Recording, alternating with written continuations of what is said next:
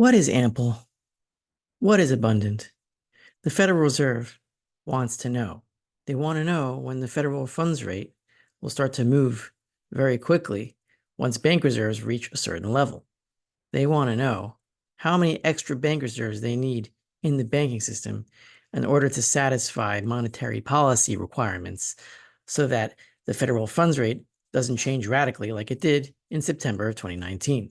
And so they're trying to figure out how much money, how much extra money, how many extra dollars really, does the banking system need to keep the federal funds rate in place as a policy lever? So a few guys and gals at the Fed came together and came up with all these indicators that determines how many reserves are required in order to keep monetary policy within certain ranges. The problem is, it's all stupid. We have this article here from Liberty Street Economics. So in case you're confused, this is about liberty, and we're talking about freedom here, and the freedom to have a policy rate that won't be affected by the amount of reserves in the system, basically. So we have this title, When Are Central Bank Reserves Ample? Which is ample? Which is ample. By four people here. We have Guerra Fonzo, Domenico Giannoni, Gabriele Spada, and John C. Williams. And there's the Eccles building. Look at that. Isn't that pretty? We have here the question. Ample reserves in the slope of the reserve demand curve. What does ample reserves mean? Based on this FOMC announcement from 2019, we can interpret the notion of ample reserves in terms of the of the elasticity, static elasticity, in terms of the elasticity of the federal Fed funds rate, just so you know that federal means Fed, funds rate to changes in the supply of reserves. So basically, if the federal funds rate, the rate at which banks loan to each other, is set by the Federal Reserve every night, if that does not respond to changes in reserves, then reserves are ample. If it changes with respect to reserves, then reserves are not ample. And just to show you, they have this helpful little chart here. This is the federal funds rate, and this is the amount of reserves. If reserves are scarce in this section, the slope is high, meaning as reserves get lower and lower and lower, the federal funds rate goes higher and higher, faster and faster. The slope of the federal funds rate over the reserves amount is very, very high. And ample reserves is over here in the middle, where the slope is a little bit less, but it's still negative. And so as reserves get scarcer and scarcer towards this side of the curve, that means that the federal funds rate goes slowly higher, but not as high and not as fast as when reserves are scarce.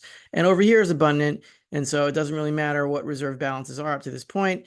If reserves are around these levels, then they can be less or more, and the federal funds rate will not move. And so what the authors want is to get to ample rather than abundant. They want this monetary policy regime of ample, but not abundant because this is too loose, but they don't want scarce because that's what happened in September 2019. And so they have this new set of indicators that determines when something is ample and when something is abundant, even though the definitions of ample and abundant are basically the same thing. Which is ample. Newspeak, whatever. And so we have this article. It is titled, again, Liberty Street Economics, a new set of indicators of reserve ampleness. August 14th. This is the day after this article from August 13th with this little chart here. And now we have August 14th, a new set of indicators for reserve ampleness. And let's go to these sets of indicators. We're just going to read the bullet points, and then I'll go into why this is all dumb and how they're missing the $2.2 trillion elephant in the room and don't say a word about it. Oh, excuse me. Good morning. Don't you feel foolish? Well, how long does it usually take you? I don't remember. So what are these indicators? Late payments. This is how you know when reserves are going from ample to scarce and you have to print more money.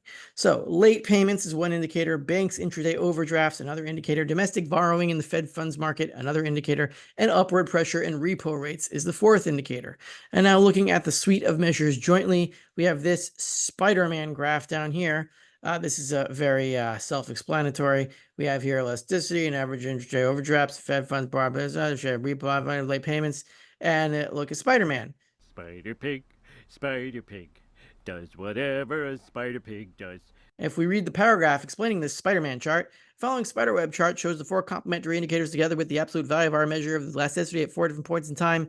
September 2019, blah, blah, blah, 2024. For each indicator, the point of the respective axis in the innermost dashed pentagon represents the level of most abundant reserves during 2014, 2024. According to the indicator, the point on the axis in pentagon corresponds to the bottom. So you got it? Good. Now you can understand why this is all crap. So this is the amount of reserves in the system. We can see here that from 1984, which was a good year for George Orwell, and 2008, September 17th. Look at that. It's the same date as the apocalypse. Remember, that was September 17th, 2019. Well, look at this. Well, let's zoom in here in a second. I just found this. So reserves started to rise from 9 billion, basically zero, to 47 billion on September 17th, 2008. And it was 11 years later that they exploded again because the federal funds rate was out of control. But anyway, let's zoom back out. So we can see here that from 1984, the beginning of this data on this chart, until September 17th, 2008, reserves were basically zero. They were not ample, they were not abundant, they were scarce, and still the federal funds rate didn't really move much. January 4th, 1984, the first data point here, we have 22.3 billion in reserves. And September 3rd, 2008, even less, 11.906 billion. So basically zero the entire time. And so why didn't the Federal Reserve federal funds rate respond to the amount of reserves in the system? Who knows? But now you need a whole bunch, trillions of dollars in reserves in order for the federal funds rate to stay within range. And here is where the federal funds rate started to get out of control in September 2019. It went from whatever it was, 2% to like 6% overnight because there were not enough reserves, even though there were like $1.4 trillion in reserves, but it's not enough anymore. And so the question is, why does the system need all these reserves? Oh, look at this high here, $4.275 trillion in reserves.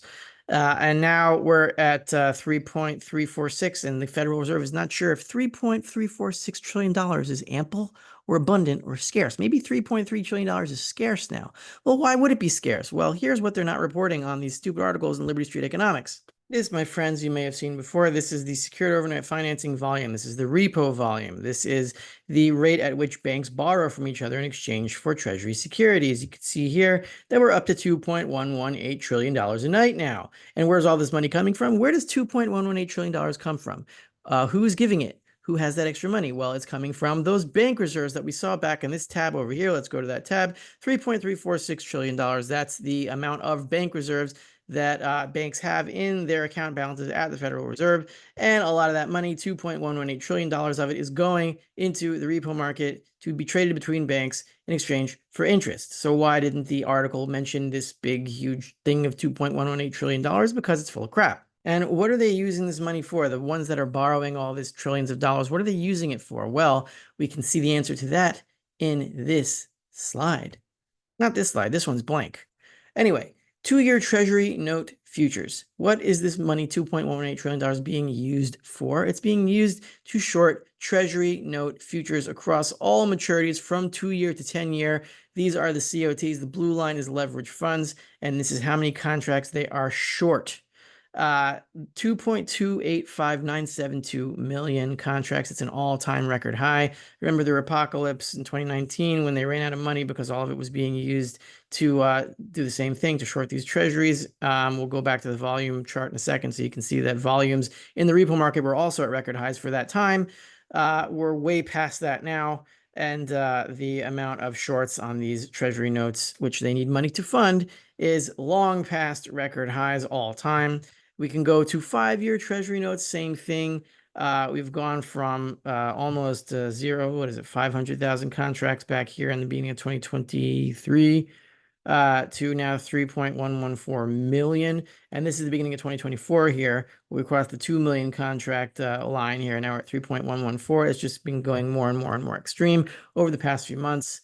We can even go to the 10-year treasuries, and it's also at all-time record highs, the amount of short positions, 2.009 million contracts. Even 30-year treasury bond futures are at 497,298. I checked, that is also an all-time record high. So all of these markets are being shorted at record amounts, and they are playing what is called the basis trade, which I've gone to in previous videos, and I'll put a key or a link or whatever it is to that video over there so you can understand what the basis trade is. Basically, they're selling short futures and buying spot and pocketing the difference. So let's go back to that volume chart. So going back to this chart of SOFR volume, of the volume of dollars that are being traded in the overnight market that is being funded by the bank reserves that they want to remain ample or abundant, we can see here that in September 2019, September, around the time of the apocalypse was happening, we had an all-time record high in the amount of dollars being borrowed in order to fund the same basis trades that are going on right now. Is there any word about this in any of the articles about ample or abundant or scarce reserves? No. Nothing! Absolutely nothing! Stupid! You're so stupid! Going into September 2019, we see $1.281 trillion. And if we go to the amount of reserves that existed back then, we zoom into 2019. Let's do that. And we have here, it was September 2019, September 18th, $1.394 trillion. And we go back here and we see 1.349 trillion, a total of 1.281 trillion, almost all, basically, almost substantially all, like 87%, I think the exact number is, almost all of the amount of reserves in the bank system were being used to fund short positions in the 2-year note treasury market and other little short positions that were being traded on the basis trade. So basically, how do we know when reserves are ample? When are they abundant? When are they scarce? When all of the reserves are being used to fund basis trades in the treasury note market, you have scarce reserves. You're going to have another apocalypse. Is there anything about this in any of the articles by those 4 people on the New York Fed Liberty Street Economics? No, because they're distracting you with spiderwebs and Spider-Man and all these other cartoons.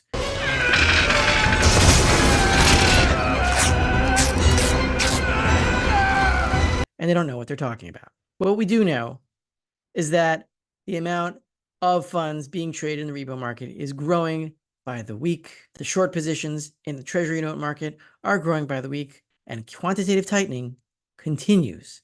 And these trains are on the same track, heading in opposite directions. It's going to lead to another apocalypse, which is going to lead to the final round of money printing, which is going to lead to the death of the dollar, because they're going to have to print about $3, $4, $5 trillion. Really, what is the difference anymore? Let's just get it over with so we can move on from this system of corruption and theft and get to something a little bit more stable and moral and less insane. This is Rafi, the Endgame Investor. You can support me by signing up for the Endgame Investor on Substack, link in the description below, or becoming my patron on Patreon for as little as $3 a month for exclusive content from a religious angle on money, economics, and government. This week, we're going to do why, when your generation has bad leadership, it is useless to complain about them because leaders are not elected. They are really appointed by God. Even though it feels like you elect them, you don't really, because you have the same right to vote as any other idiot who doesn't know what he's doing. And most people are idiots, and therefore they do not elect leaders. They are chosen by God indirectly. And sometimes they're good, and sometimes they're bad. And right now, they're bad, but that's what we have to deal with.